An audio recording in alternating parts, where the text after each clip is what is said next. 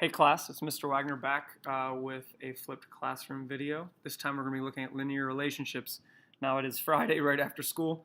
I've taught a long day, so hopefully we can do this pretty quickly, and forgive me if I mess up anywhere. We're just going to keep going with it. So we're looking at tables, graphs, and equations and how they relate to each other. So first let's talk about what a linear relationship is. A linear relationship is a relationship between two variables that are related and increases or decreases at a constant rate. Some examples of this would be miles per hour if you were going at a constant rate. If you were working a job and had how much you're getting paid per hour. So like if you make $8 an hour, that would be a linear relationship between what you make and the hours. So the key here, a linear relationship happens because it's a constant rate. How much you make per hour isn't changing. It's staying the same, so it's constant. There are four parts to a linear relationship that we will see in our tables, graphs, and equations. We have an independent variable, a dependent variable, a rate of change, which is also the unit rate from 6th grade that we talked about. In our equations, it will be the coefficient, and in our graphs, we will see this rate of change in the slope. And lastly, we have our starting point, which is sometimes 0, 0, but that's our y-intercept. So here are some examples of linear relationships in graphs, and you can tell they get their name because they make a line, and they're going up at that constant rate, which makes it a line. So moving on, let's see what a linear relationship would look like in a table. So here's my table. I'm looking at cookies and price. Now we're going to pretend that we're in a cookie club, and it costs $3 to get into the club. And then we get a box of cookies for $2 every month or week. It doesn't really matter. So if we look at this, every time we get a new box of cookies, our price is going up by 2 every single time. And that's what's making this a linear relationship. Every time you get a new box of cookies, for every one new box, the price is going up by $2, and it stays the same. We're always going up by 2. So it's the constant rate. And if you think back to the unit rate, for every 1 the x increases by, the y is increasing by 2. So x is our independent variable there, and our y is our dependent variable. So let's see what this would look like on a graph. Here's our graph. We have our independent variable cookies at the bottom, and the price is our dependent variable, which goes on the y-axis. So let's see what that line looks like. So here we go.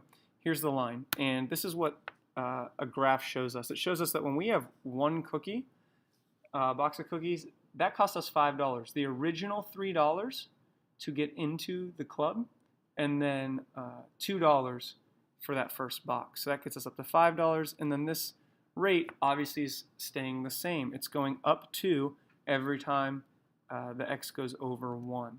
And every single point on this line represents the relationship. So even though I can't buy a half a box of cookies, if I did, we would expect that to be $6. So that's why I put that point there. So the numbers in between are also solutions to this relationship. So lastly, we have the equation. What would the equation of this graph and table look like? Let's think about those 4 things again. We need our dependent variable, which is going to be the y. The price is depending on the cookies. We need our independent variable, x. And then ask yourself, what is the constant rate? Which, if you go back and rewatch the video, I talk about being called the coefficient. Well, it's 2. Every time we get another cookie, y is going up by 2. So we multiply that rate of change by our independent variable. And lastly, our starting point. To get into this cookie club, it costs us $3. So we add that starting point on to the end. And you can check all of these in the table. If I plug in a 2 into our equation, 2 times 2 is 4. 4 plus 3 is 7. And you look over at the table, go down to 2, we get y is equal to 7. So we know our equation is correct.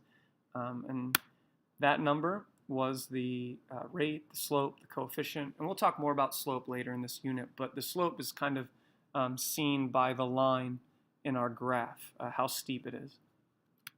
And this 3 was our starting point. And it's the y-intercept because it touches that y-axis at the 3. So why should I learn this? Here's a problem where understanding linear relationships can really help. we're not really going to solve it, but I'll give you that opportunity if you want to. So you're considering two different payment plans for a streaming video service. Plan 1 charges $5 a month and then 10 cents per video you stream. Plan 2 charges a flat $1 per movie you stream. Which payment should you go with? Now this is where math is super helpful if you're trying to save money. So I'm going to show you how we would make a graph of these two relationships to see which one's better. So if you want to, pause the video now, think about it, maybe make the graph if you have time, see if you can figure it out. Otherwise, follow along. Here we go. So here is our graph. We have the number of movies as the x-axis and the price in the y-axis. So let's take a look at Plan 1. In Plan 1, we're paying $5 just to get that streaming service. So before you even watched a movie, you're paying that $5. There's our starting point. And now once we watch 5 movies, that's gone up 50 cents because we're paying 10 cents a movie. So I put another point there. So once I have my 2 points, I can graph this line.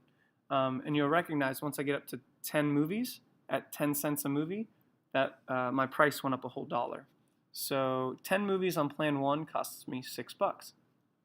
Now let's take a look at Plan 2.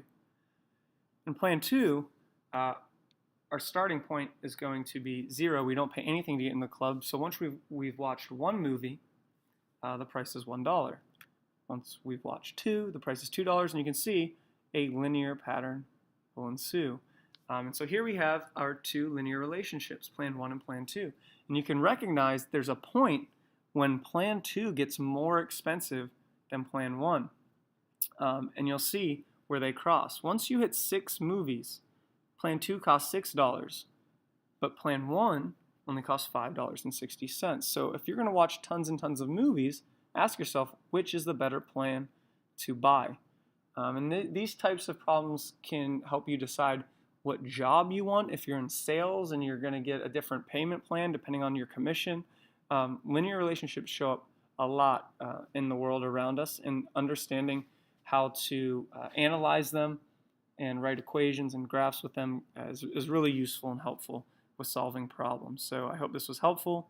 I went pretty fast. You can always rewatch it, but really try and see how the graph, the table, and the equation all fit together with the 4 parts of a linear equation, or a linear relationship rather. Thank you, and I'll see you guys on Monday.